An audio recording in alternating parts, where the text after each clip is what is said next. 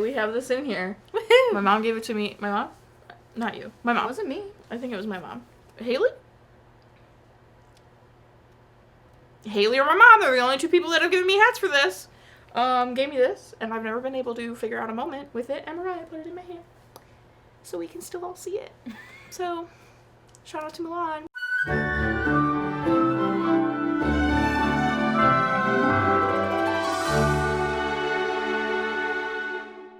Welcome back to Every Disney Movie Ever. My name is Jess and I'm watching Every Disney Movie Ever. Today, we have Mariah.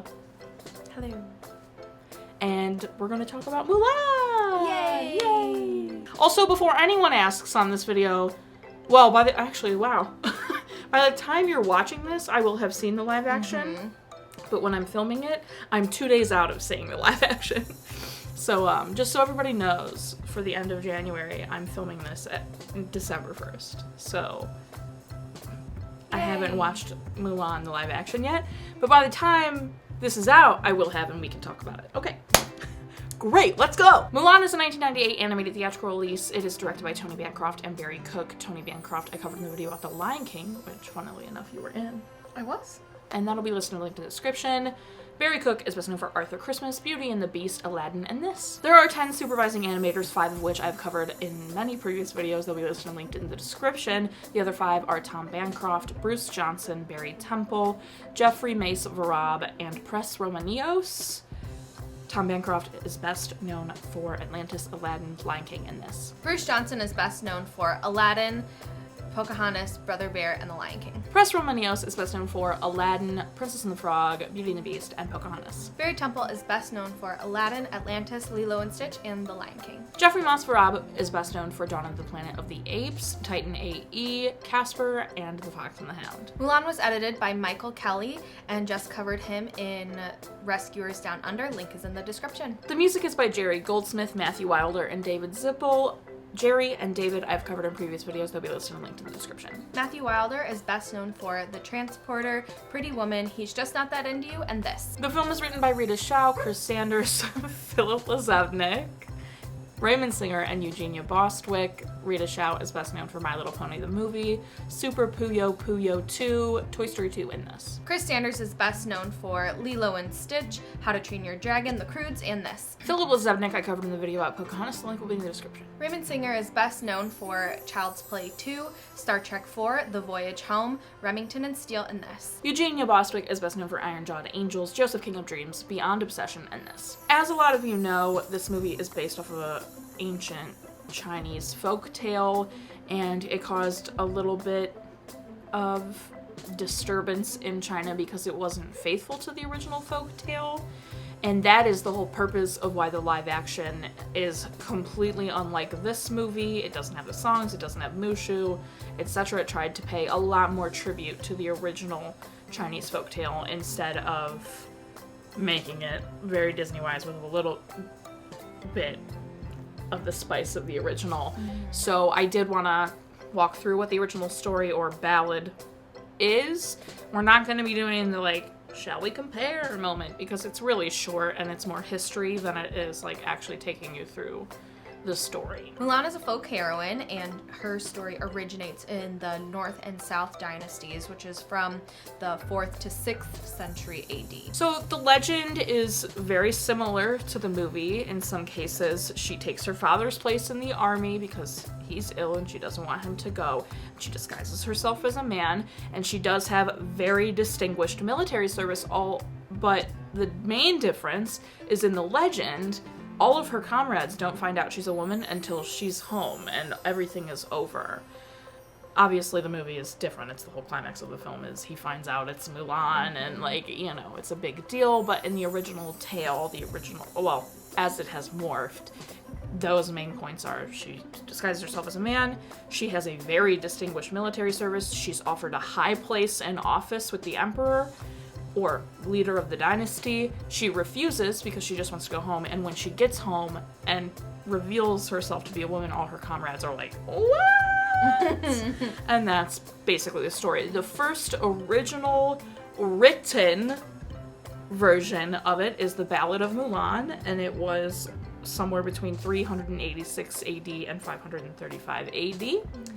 And that one is basically she's disappointed her father's been conscripted. She buys a horse and gear, like army gear, from different merchants all around to not raise suspicion.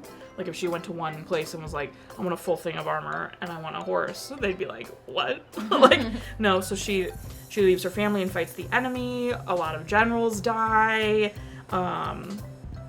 Once the men, including her, return, they're all rewarded handsomely. She just wants to go home and refuses, a high place in office. She arrives home, dresses in her old clothes, comb in her hair, and her comrades are like, what? And she's like, when you're in battle, it doesn't matter. Who can tell? You're in battle. And that was like the whole point of the song and the story.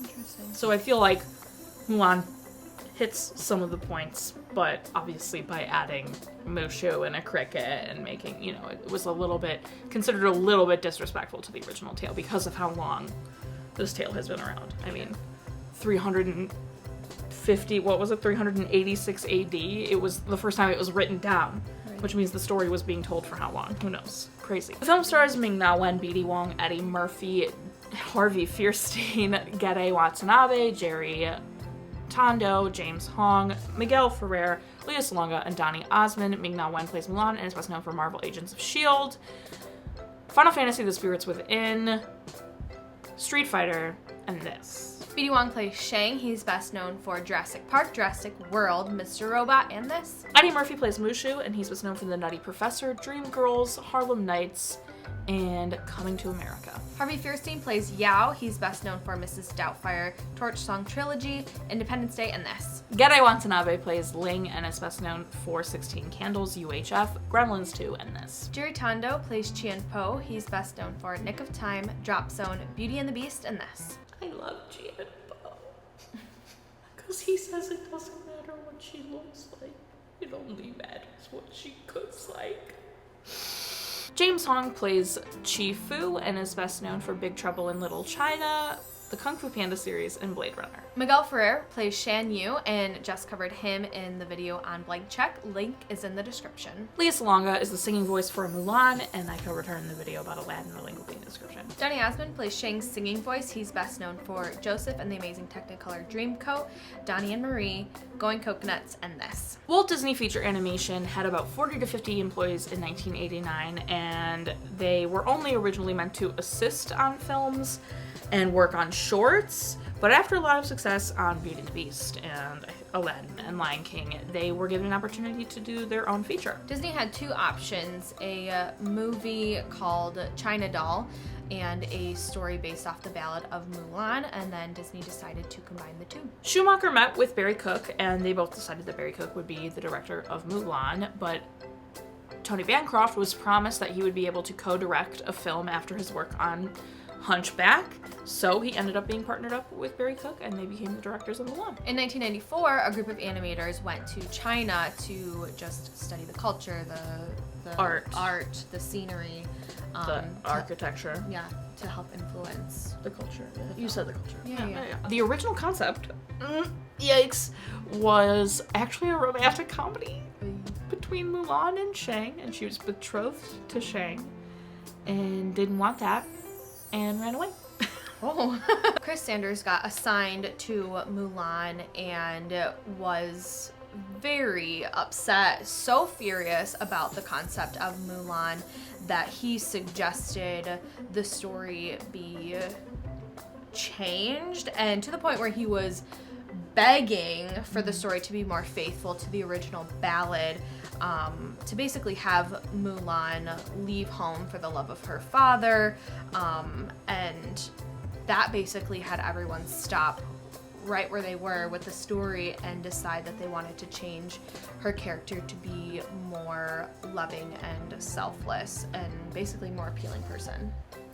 The scene where she cuts her hair and leaves home was pivotal, and it was one of the first things worked on. It was originally a part of a song when it was still kind of rom-com-y, and when they decided to change Mulan's character altogether and kind of change that, it went from, that song obviously got deleted because it was about something completely different, and they decided to instead make it a silent scene where she does not speak. There is no speaking, there is no singing. It's just the music and her making this choice and doing it.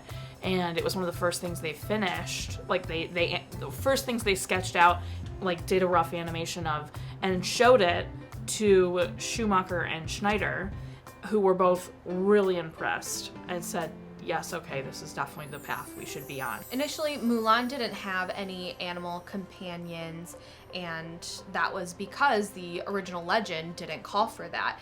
But Roy E. Disney originally suggested Mushu. The cricket was a huge argument. There were so many people who were like, the cricket's stupid. We don't want the cricket. It's dumb. Like, we already added Mushu, even though the legend didn't call for animal sidekick. Why do we need the cricket? Cricky, by the way, if anyone's wondering what the cricket's name is. It's Cricky. And only Eisner, Grant, and a couple other executives wanted Cricky, and that is 100% why. Eisner wanted the cricket was in. Leah was originally chosen and promised to be both speaking and singing for Mulan, but when she was, I guess, auditioning and trying out the speaking portion of Mulan, she wasn't able to disguise her voice well enough for the male scenes and things like that, they decided that they needed to go with someone else. Eddie Murphy recorded in his house in New Jersey. Donny Osmond actually studied B.D. Wong's performance as Shang so he could give a more believable singing performance. The directors, writers, animators, everybody made the decision to have it take place and be set during the Ming and Qing dynasties, and they also chose watercolor painting to go more in line with Chinese art and culture. In 97, the Florida Animation Department got a new building and, in addition, 400 more employees. They created a new crowd software, unlike we had a new crowd software called Crowd. In Hunchback, they created an even newer one called Attila to do the Hun. Funny. Attila the Hun. Stephen Schwartz was brought in to do the music for Mulan, but he also committed to do the music for Prince of Egypt with DreamWorks, and once that was found out, he was dismissed from the film. Matthew Wilder was brought on to replace Stephen Schwartz, and soon after that, David Zippel was brought on to do lyrics. The budget for the film was $90 million, and at the box office, Mulan got $304.3 million. Has an 86% on Rotten Tomatoes. People really liked it. They thought it was well done and was up there with Beauty and the Beast and Lion King. Part of the marketing for Mulan was to create the Szechuan sauce for the McNuggets at McDonald's, and it became, such a big deal, limited time offer that later, a couple years ago. Yeah, a couple years ago. Rick and Morty brought it up. And fans went insane. Yeah. And after a lot of petitioning, McDonald's released it for another limited time. The film was nominated for Best Score and it lost. And then the film they were really hoping would do well in China didn't do well in China because it looked too foreign and it was way too different from the myths. Following the Mulan animation, you can see the sequel, Mulan 2, and now the live action of Mulan. I love Mulan. Listen, I get it, okay? I get that it's not faithful to the original stuff in a respectful way, and that 'tis an issue, and I'm glad that they tried to correct that in the new one, and I'm glad for that. Not the first movie Disney has absolutely obliterated something. Not the first time. And I think it's important that we recognize that, and we say that's not okay, and we totally understand how Mushu and the making fun of it, is disrespectful. I completely understand that, and that is a blemish on the film, for sure. However, loved this movie growing up. It's amazing. It's so good. It has great messages regardless. It's not like they took that material and just made it a terrible message. Mm-hmm. They did try to be respectful at the time. And that counts for something, I suppose. But I love this movie. I love this movie growing up. I'll Make a Man Out of You. Absolute bop. One of the most boppiest Disney songs of all time. It's like Eye to Eye and Stand Out are the top of the bops, and then I'll Make a Man Out of You. It's like those three are just like, that song was so big, our band in college during hockey games, and football games would Really? they would play that. Yeah. I think my first, your first impression is like Mulan, she's waking up, she's getting the chickens fed with, her little brother dog. Oh my gosh, so cute. So cute. But immediately my first impression of her was like, wow, she's so clever. Like getting the bone with the dog and like having the dog go out and so she doesn't have to do it. Right. And absolutely. I'm just like, wow, that's so... But then at the same time, she's trying to cheat. Right. About something she obviously doesn't care about. Mm-hmm. Where it's like the thing she, cared about, which was figuring out a way for her dog to get the chore done. Right. Yeah. But yeah, I was just like... I also... So random, but it's something about noticing this time. She does this. She's very dependent on her hair, which made her cutting it even the more interesting. Because she did this so much. Anytime she was nervous, anytime she was whatever, she did this. But the opposite side, she did the right side. But she did this, and then at the very end, when she came home and it was short and it was down, she did a little higher. And I was like, well, that's really cute. What a clever thing to think to animate. Yeah. Is that she comforts with her hair. Mm-hmm. It was very interesting. That's so cute. Oh my gosh. Yeah. If we watch it again, you'll notice. Yeah, I will. And then it goes on to the Matchmaker song, which is just like...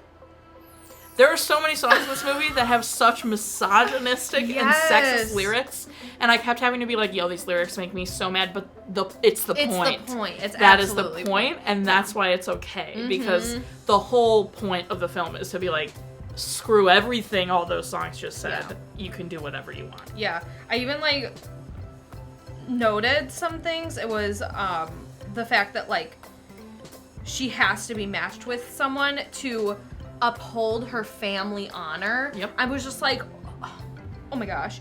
And then it said, and then her dad praying that she would find a match so she can honor the family. But then hurt me. He grows because when she comes home giving him these things, proving that she's upheld the family honor and we aren't dishonored, he throws them to the ground and hugs her. Right. Hashtag cried. Got emotional just then talking about it. And then again, the song, or in that scene, they're talking an instant bride will bring them honor, and then good breeding and a tiny waist and obedience will get her a match. I was just like, what? I'm alarmed. I would fail miserably. And then she's with the matchmaker and she's like, too skinny. And I was like, oh my gosh. What I love about that, what I love is that the song is like, you have to have a tiny waist, but then the matchmaker was like, you're too skinny. I think that is so perfectly done to the point where it's, in society, women are never perfect. Right. No matter what. If they're the perfect thinness, they're too skinny. Right. If they have just a little bit of extra, they're fat immediately. Yes. There is no woman will ever be the perfect size. Right. To everybody, obviously, because everybody's got, whatever. Yep. I had that same thought. What is perfection then? And, exactly. Right. So. I think that's an important part of the lesson too, is that she was told she needs a tiny waist, but now she's too skinny. And that's what women deal with. Women deal with, you're too fat, and then that person loses weight, and it's like, you're too skinny, eat some food. There is you're body shamed no matter what size you are. Iconic moment also during the matchmaker scene, Amazing. We have to say Grandma is probably one of the best characters in the movie. You are lucky! You want to stay forever? Sign me up for the next war! Reflection. Oh my gosh. I feel like every time, I've said this a million times, but every time I actually sit down and watch these movies for this, it makes me watch it and analyze it so much closer than I do. Every time I watch all these movies, because I've seen them so much, it's just like, oh, whatever. You with the Santa Claus, how you're like, yo, this movie has got issues. Yes, oh my gosh. When you watch it every Christmas. Every Christmas. And when we sat down and watched it, you were like, I'm alarmed. Yeah. And I always, because I'm an adult and I can understand all the messages now, instead of just no, she doesn't like who she is. When you're little, as an adult, actually hearing the lyrics, you're like, yeah. Oh my God, you poor thing. My heart is shattering for you. If you actually pay attention to what she's saying in reflection, yeah, it's like, oh, the person she sees is not who she is. Right. She's not recognizing the person she's seeing in the mirror. Right. And she doesn't know how to find herself, but also not dishonor her family. Right. Which I feel like, you know, it's not so much like in America, like dishonoring your family. It's just like bringing shame or, absolutely, you know, just it's feeling embarrassed, no matter what, or it's whatever about applicable being to anyone. Anyone can Yeah. relate to that. To being like, I don't want to disappoint my parents in this way or this way or this way. You know, whether it's, I don't want to disappoint my parents by not going to college, or I don't want to disappoint my parents by being queer. I don't want to disappoint my parents by not getting married or not having kids or whatever it is. Even as simple as like failing a test, or by being a different political opinion, Yeah. or, you know, whatever, by failing a test, by not wanting to eat something. Like, literally, you don't want to disappoint your family in any way. But or you have to society, or right, people around or the pressures, you. or whatever. Right. So you, like, are like, do I choose to be myself, or do I try to conform? But conforming doesn't make me happy, and blah, blah, blah. So reflection is very relatable to anyone. Yeah. But it's a very emotional song. It got me all up in my feels early. I was like, oh, I'm gonna cry. I thought it was such a tender moment between Mulan and her dad when he was like trying to comfort her in the beginning. About the cherry blossom and the bloom? Yes, yeah. And I loved how they brought it like full circle. And at the end when it was like... It falls onto him. It was very cute. We stand symbolism. Yeah. But I also think that's important. Like, we see him praying for her, and you're like, ooh. But then to have that scene between him and her after the matchmaker is so important, because you need to love him in order to be totally behind her taking his place in the army. Right. You need to love him just like she loves him. So the fact that he's like, it's okay, you're a late bloomer, and like comforting her as she does this. And it's important to see that, because it's like, oh, he just loves his daughter, and he doesn't want... You realize in that moment, it's almost like he doesn't care if she brings honor to the family. He cares if she's embarrassed or can't live a good life. Right. Because people will shame her for not being able to do those things. So it's more, he cares about her instead of caring about, like, he's like, oh, you dishonor me, whatever. Like, you know, except he upholds the image when he's like, you dishonor me. Yes, I was just gonna bring that up. And he's like, you dishonor me. And he like turns his face and, you know, almost like shuns her. But at the same time, like, he's showing, I feel like, such courage. Absolutely. Like, setting his cane aside and stepping forward and accepting the call from the king. And like, even though he is such like a renowned general, that he's like, even though yes, I've fought my battle and I've done my time, like, I will always fight for my country and my emperor. Right. And I don't want to bring honor or dishonor on our family. That's her cleverness comes back into play when she chooses the avalanche over shooting it right at Shan Yu. They're all like, kill Shan Yu, and it's like, there's still going to be like 500 dudes behind him. Where she's like, cause an avalanche, take them all out, maybe even including ourselves, but then we save China. Right. And there's her selflessness again. Yes. Like, shining through. Yes. Which I thought was so good. And then I also made a note of like the ancestors and how they're just like so angry at Mulan and so angry at Mushu, and like him being demoted, and like he caused dishonor on the family, so he's demoted to just ringing the gong and waking up the spirits and all that kind of stuff.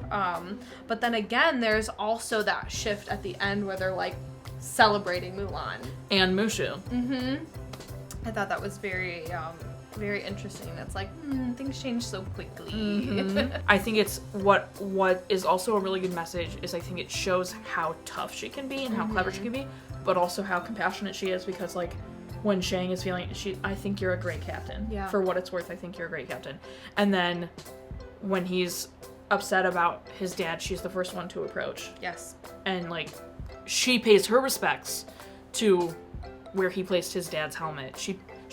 They start to leave and she sits and pays her respects. And like, that shows the compassion, and like, it's very good messages all around. You can be strong. You can literally save all of China, but also be compassionate and sympathetic. Right. The animation in general, stunning. Yeah.